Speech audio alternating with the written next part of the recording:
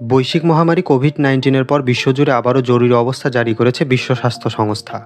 কারণ বিশ্বে নতুন করে আতঙ্ক সৃষ্টি করেছে মানকিপক্স বা এমপক্স নামক একটি রোগ। রোগটি দ্রুত ছড়িয়ে পড়ায় বিশেষজ্ঞরা বিষয়টি নিয়ে উদ্বেগ প্রকাশ করেছেন। রোগটি এই প্রথম আফ্রিকা, ইউরোপ, আমেরিকা ছেড়ে এশিয়াতে ছড়িয়ে পড়া শুরু করেছে।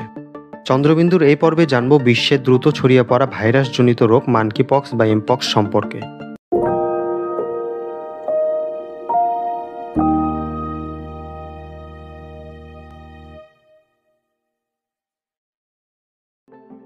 মানকিপক্স বা এমপক্স একটি ভাইরাসজনিত রোগ। এটি মানুষ ও প্রাণী উভয়ের মধ্যে সংক্রমণ ঘটে। এটি অর্থোপক্স ভাইরাস বা পক্স ভিরিডে পরিবারের ডাবল স্ট্র্যান্ডেড ডিএনএ ভাইরাস দ্বারা সংক্রমিত হয়। এই ভাইরাসটি প্রধানত মধ্য ও পশ্চিম আফ্রিকার ক্রান্তীয় অতিবৃষ্টি অরণ্য অঞ্চলে পাওয়া যায়। এমপক্সের সাধারণত দুইটি ধরন রয়েছে, এর মধ্যে একটি হচ্ছে ক্লেড 1 ও অপরটি ক্লেড 2। এমপক্সের ক্লেড 1 ধরনটি বেশ ঝুঁকিপূর্ণ। এ ধরনের শিশুরা বেশি আক্রান্ত হওয়ার প্রবণতা রয়েছে। ক্লেড 1 পরিবর্তিত হয়ে নতুন আরেক ধরন সৃষ্টি হয়েছে, যেটির নাম দেওয়া হয়েছে ক্লেড 1b।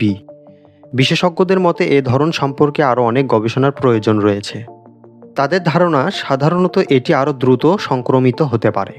1958 সালে প্রেবেন ক্রিশ্চিয়ান আলেকজান্ডার ভন ম্যাগনাস নামে একজন ড্যানিশ ভাইরাসবিদ ডেনমার্কের একটি পরীক্ষাগারে সাইনোমলগাস প্রজাতির বানরগুলোতে প্রথম এ রোগ শনাক্ত করেছিলেন। ফলে এর নাম দেওয়া হয়েছিল মানকিপক্স। 1968 সাল পর্যন্ত রোগটি শুধু বানরের মধ্যেই সীমাবদ্ধ ছিল। 1970 সালে রোগটি মানুষের মধ্যে প্রথম শনাক্ত হয়। এটি কঙ্গোর গণতান্ত্রিক প্রজাতন্ত্রের ইকুয়াটুর বা পূর্ব জায়ারে 9 মাস বয়সী একটি শিশুর শরীরে শনাক্ত হয়েছিল। 1970 থেকে 1979 সালের মধ্যে 50টি রোগীর শরীরে এটি শনাক্ত হয়েছিল, যার 2/3 বেশি ছিল পূর্ব জায়ারের বাসিন্দা। এছাড়াও লাইবেরিয়া, নাইজেরিয়া, আইভরি কোস্ট ও সিয়েরা লিওনের বাসিন্দাও ছিল। মূলত এ রোগটি পূর্বে মধ্য ও পশ্চিম আফ্রিকার মধ্যে সীমাবদ্ধ ছিল। কারণ হিসেবে তাদের বিভিন্ন পশু শিকার করে খাওয়াকে দায়ী করা হয়েছে, কারণ এসব পশু থেকে দ্রুত সংক্রমণ হতো। 1986 সালের মধ্যে প্রায় 400 জনের মধ্যে এ রোগ শনাক্ত হয়েছিল। 2022 সালে আফ্রিকার বাইরে ইউরোপ, উত্তর আমেরিকা ও অস্ট্রেলিয়াতে এ রোগের সংক্রমণ ছড়িয়ে পড়ে।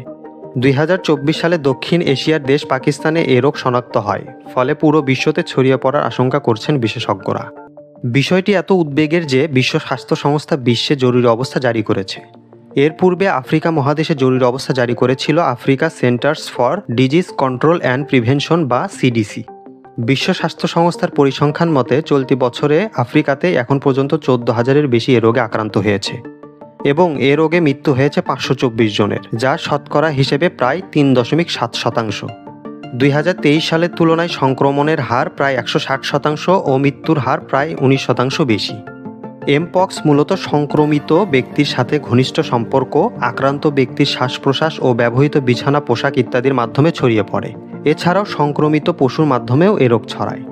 বিশেষজ্ঞদের মতে আক্রান্ত ব্যক্তির স্বাস্থ্যকর্মী, পরিবারের সদস্য সহ কম বয়সী শিশুদের এ রোগে আক্রান্ত হবার সম্ভাবনা অনেক বেশি। এ রোগের প্রাথমিক লক্ষণ হিসেবে মাথা ব্যথা, গলা ব্যথা, পেশিতে ব্যথা, জ্বর ও শারীরিক দুর্বলতা হতে পারে।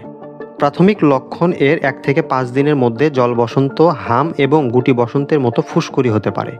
এই ফুসকুড়ি প্রথমে মুখে হয় এবং পরবর্তীতে শরীরের বিভিন্ন অংশে ছড়িয়ে পড়ে, বিশেষ করে হাত ও পায়ের তালুতে বেশি হয়। এই ফুসকুড়িগুলো সাধারণত 2 থেকে 4 সপ্তাহ পর্যন্ত থাকতে পারে।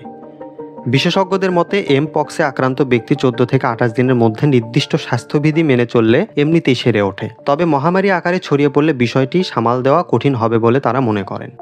সাধারণত এমপক্সের প্রতিষেধক হিসেবে গুটি বসন্তের টিকা প্রায় 85% কার্যকর। তবে মার্কিন যুক্তরাষ্ট্র 2019 সালে প্রাপ্তবয়স্কদের জন্য জিনিওস নামে একটি প্রতিষেধক অনুমোদন করেছিলেন। আফ্রিকায় মৃত্যু ঝুঁকি প্রতিবেদন অনুযায়ী এ রোগে উপযুক্ত চিকিৎসা গ্রহণ না করলে মৃত্যুহার 10 থেকে 11% পর্যন্ত হতে পারে। তবে বিশেষজ্ঞরা মনে করেন উপযুক্ত চিকিৎসার পাশাপাশি আক্রান্ত ব্যক্তিকে স্বাস্থ্যবিধি মেনে চলতে হবে। প্রয়োজনে নির্দিষ্ট সময় পর্যন্ত হোম কোয়ারেন্টাইনে থাকতে হবে এবং মানুষের মাঝে সচেতনতা বৃদ্ধি করতে হবে, তাহলে এই রোগটির সংক্রমণ প্রতিরোধ করা সম্ভব।